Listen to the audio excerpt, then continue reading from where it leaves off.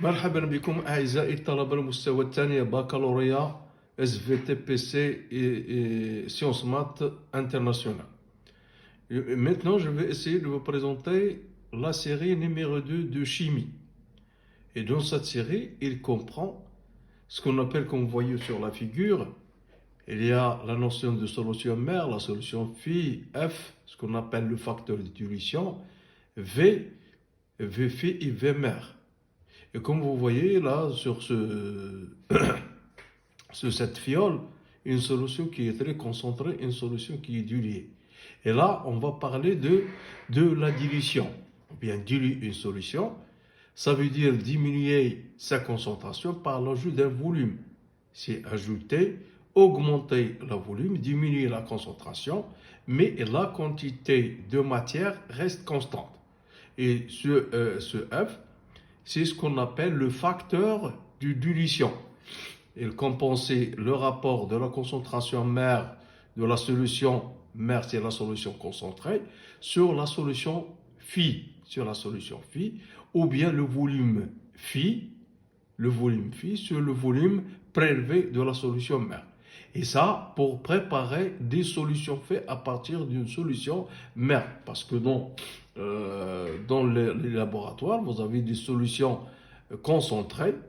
Et c'est à vous, selon votre besoin, de préparer la solution, la concentration désirée et avec le volume que vous allez utiliser. Donc, c'est à vous de fixer le volume phi et bien sûr la concentration phi.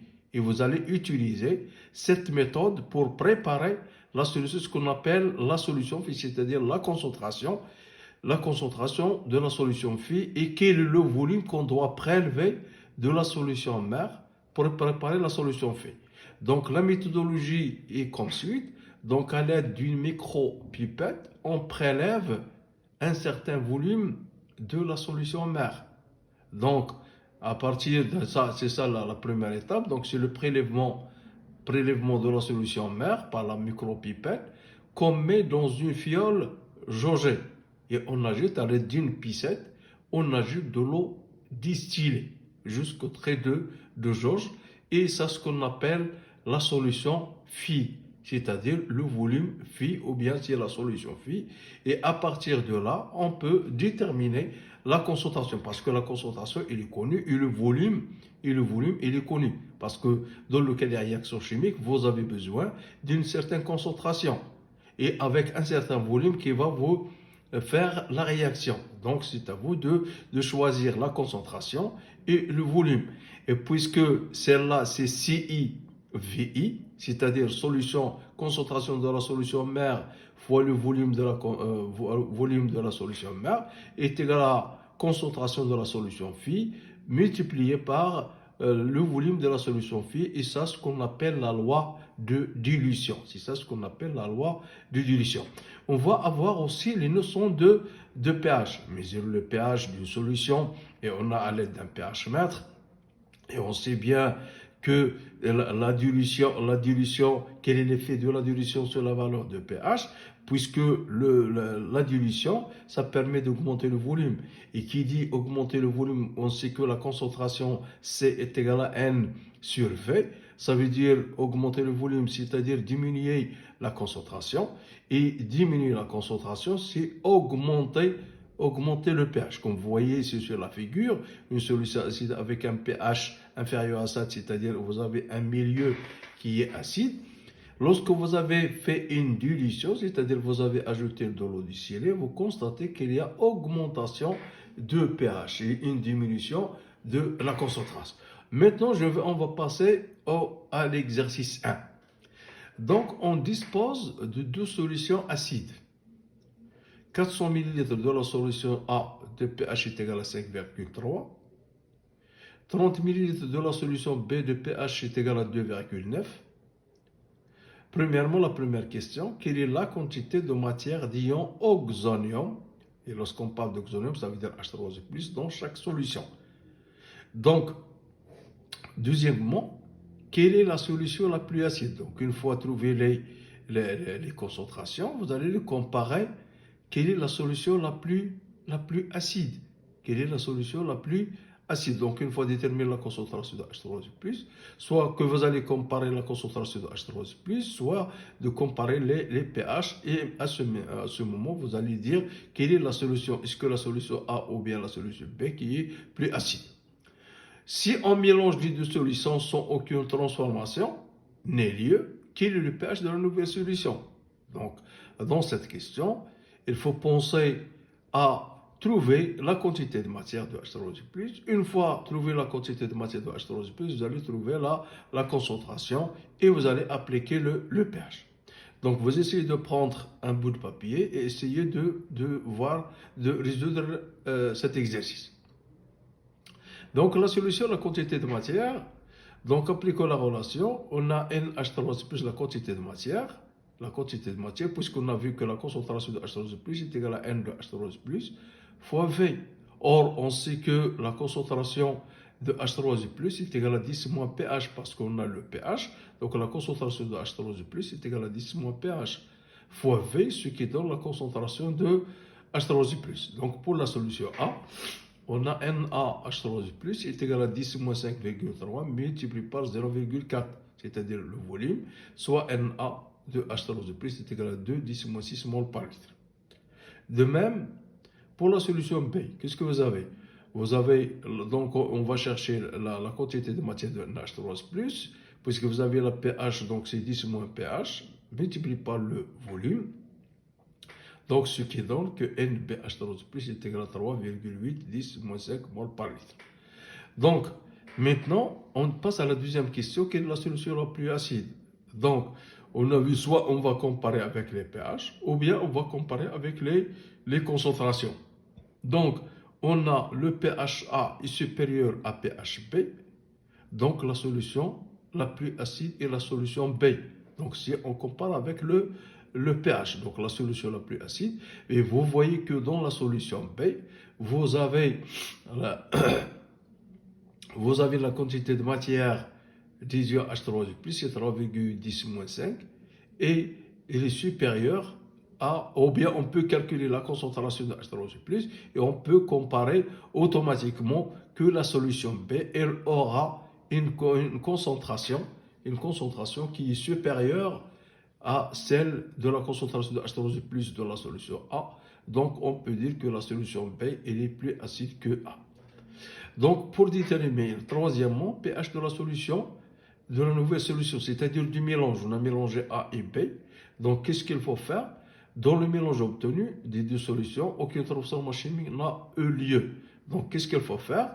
Dans ce cas-là, donc, il faut calculer la quantité de matière totale. Donc, on a déjà calculé Na de H3+ plus NB de H3+, et il faut diviser par le volume total qui est VA plus VB, ce qui donne la concentration de H3+. Donc, une fois trouvé la concentration de H3+ par application numérique qui est sensiblement égale à 9,3 10-5 mol par litre, donc je peux appliquer le log que pH est égal à moins log de 10 de H3+ est égal à moins log de 10 de 9,3 10-5, ce qui donne que pH est égal à 4. Et comme ça, vous avez trouvé le pH de la solution. Une fois déterminé la concentration de H3+ totale. Maintenant, je vais passer à l'exercice 2. Donc, la concentration d'une solution A d'acide chlorhydrique SAA est égale à 4 10-3 mol par litre. Quel est le pH de sa solution? Donc, la concentration d'une solution à d'acide chlorhydrique SAA est égale à 4 10-3 mol par litre. Et vous savez que l'acide chlorhydrique est un acide fort, donc elle va se dissocier totalement. Donc elle va se dissocier totalement avec l'eau. Quel est le pH de cette solution?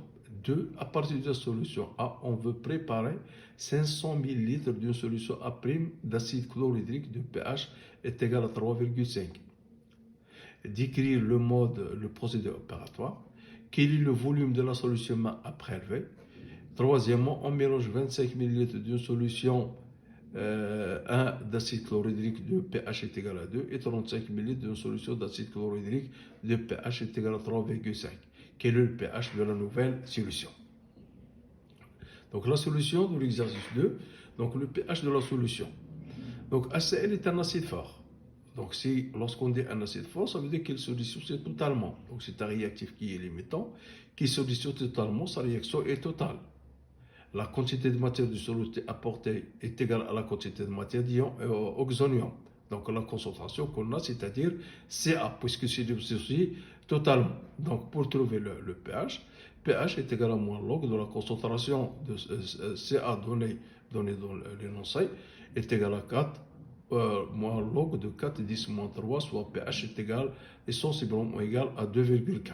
Donc, puisque HCl est un acide fort, donc il se dissocie totalement, donc est égal à la concentration Ca citée dans l'énoncé. Donc, en appliquant le logarithme 10 à base 10, donc ce qui donne le pH est égal à 2,4.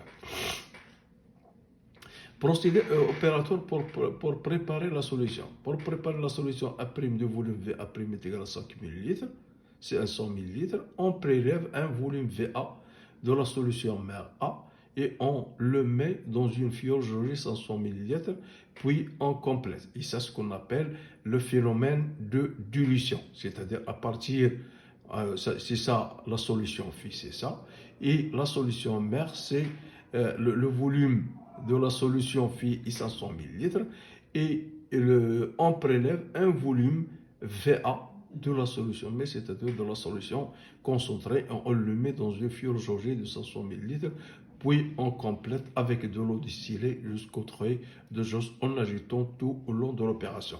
Et c'est ce qu'on appelle le phénomène de dilution. Donc le volume de la solution à prélever, c'est-à-dire le volume de la solution. Donc avant d'ajouter de l'eau distillée, la quantité de matière d'acide prélevé et Na est égale à CaVa. Donc il faut, parce que la quantité dans le cas de la dilution, il n'y a pas de variation de la quantité de matière, mais ce qui varie, c'est la concentration.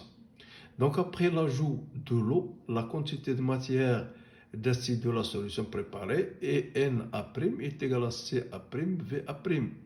Or, d'après la loi de conservation de la matière, donc d'après la loi de dilution, on a la quantité de matière se conserve. D'après la loi de conservation de la matière, on a Na est égal à Na', soit alors que CaVa est égal à Ca', Va'. Ce qui donne que Va est égal à Ca' fois Va' sur Ca. Ce qui donne que Va est égal à 10 moins 3, c'est-à-dire 10 moins pH, multiplié par le volume de la solution phi sur la concentration de la solution mère, qui donne que Va est égal à 0,04 litres ou bien Va est égal à 40 litres. Et c'est ça le volume qu'on doit prélever de la solution mère pour préparer une solution phi avec une concentration de 10 moins 3,5 et un volume de 500 ml. Maintenant, la troisième question, quel est le pH de la nouvelle solution? La transformation chimique d'acide chlorhydrique est en total, écrivant alors que la concentration de H3+ est égale à N1 plus N2 sur V1 plus V2, ce qui donne que la concentration de H3+ de la solution 1 fois V1 plus la concentration de H3+ 2 fois le volume V2 sur le volume total.